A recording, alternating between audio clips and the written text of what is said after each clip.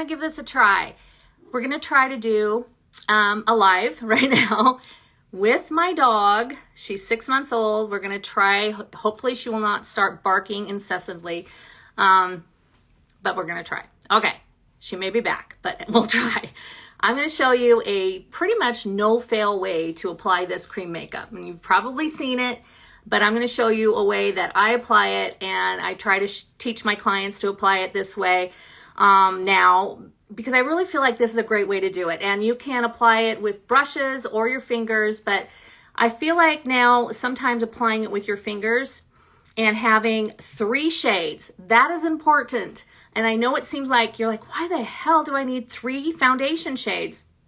It's because if you are anywhere north of 30 or 40 years of age, you need more than 1 foundation shade. And these can work, and think of them not just as foundation shades.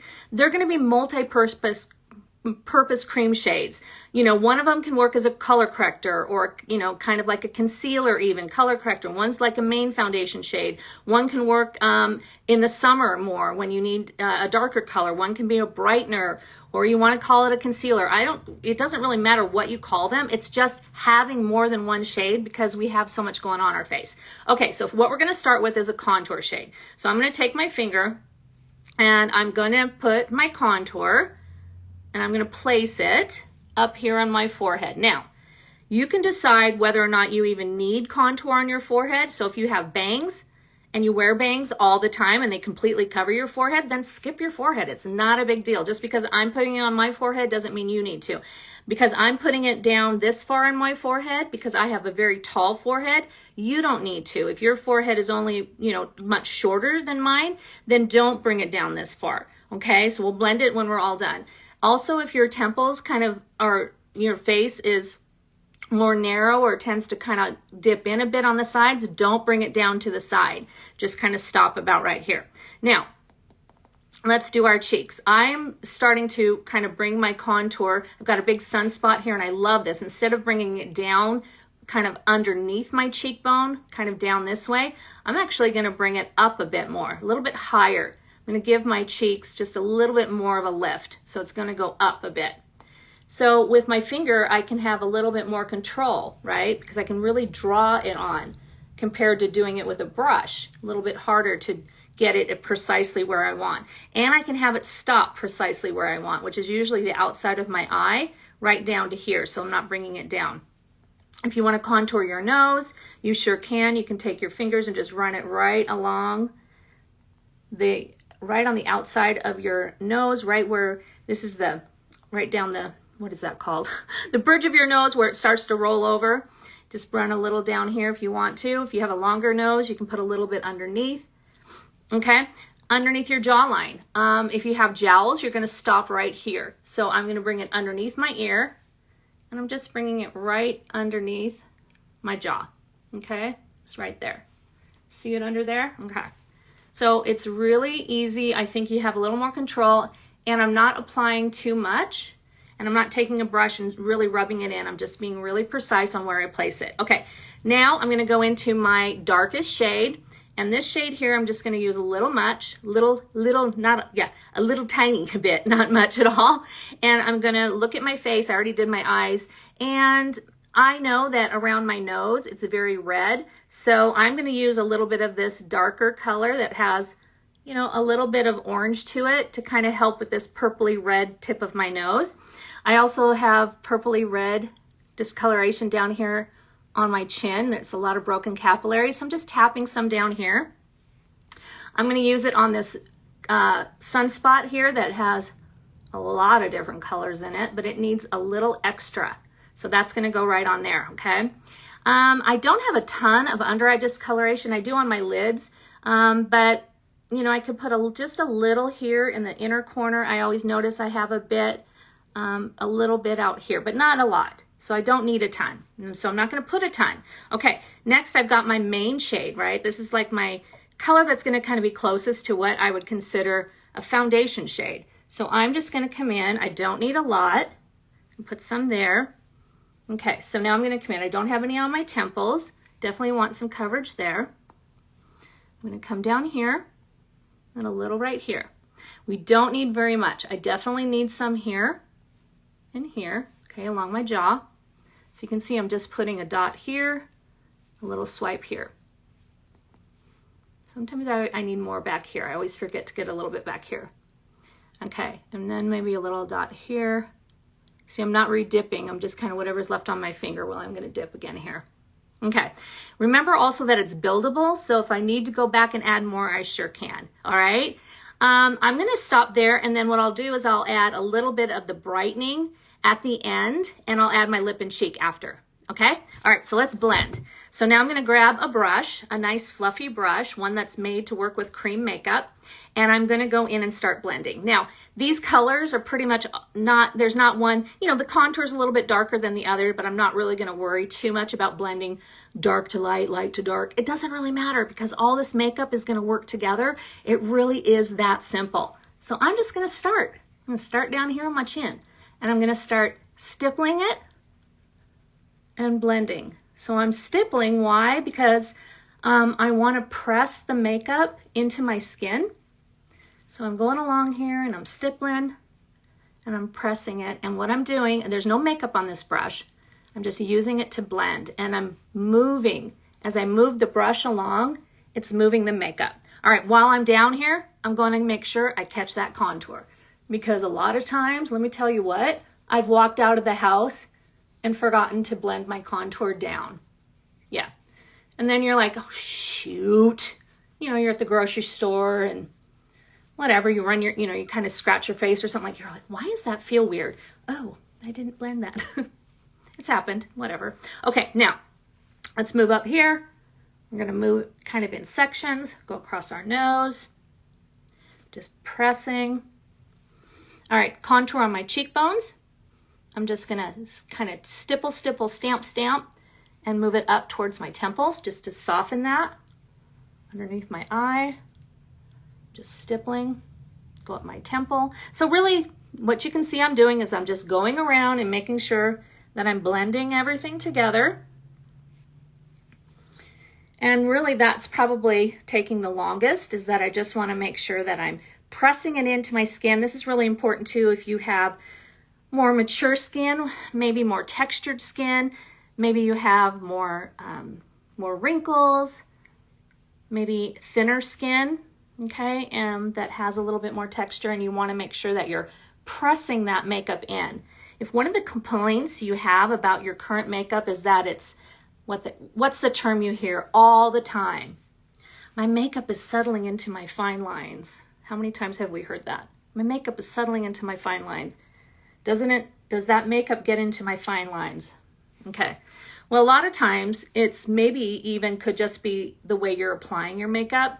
You know, if you're swiping your makeup on, okay, if you're doing that, you want to make sure that you're, you know, try a different application. Try pressing it in instead of swiping or swirling it on, because that can push it in to your lines. If you press it in, it's going to press and lift and move it, and really make sure that it's not just settling into one area. And my colors, somebody asked me what my colors are. Well, this is Saint makeup, and when you get color matched, you get color matched to specific shades. So these 4 shades are going to be specifically color matched to you. And if you're interested in that, just comment the word match, M-A-T-C-H, and I'll reach out to you, send you a little, I'll reach out to you personally also, but if you comment the word match, you'll get a little auto message first, and then I follow up with a personal message. But this is contour shade, for those of you who want to know, is called Cedar. This one here, the darkest one, is called Mango. If you don't know what I'm talking about, don't worry, please. You don't need to know this. But for the gals who do want to know, this middle one here is called Athens, and this is called Sunlit, okay? So if you don't know what I'm talking about with the names, don't fret. Because I take care of all that for you when you get color matched. Okay, so it's all blended in. Let me double check. Yep, very blended in. Very lightweight, very glowy, very dewy. It sits on top of your skin. And it evened out my skin tone, right? Because I needed all 3 of these shades, and it was very easy just to draw it on and blend it in. Now, what about this 3rd shade we were talking about, right? So we used the darkest shade, we used the middle shade kind of as my main shade. This lighter shade, you could say, well, that's your concealer. I don't like to call it a concealer, you know, potato, whatever. To me, if I was to take this color and you had really dark under eyes, if I was to put this underneath your eyes all over, it's really not going to conceal. You're going to put it on there and it's probably going to turn that area kind of ashy colored, and then you're going to have to go over the top of it with one of these colors. And now all of a sudden you have two really heavy layers of makeup. And what does that do?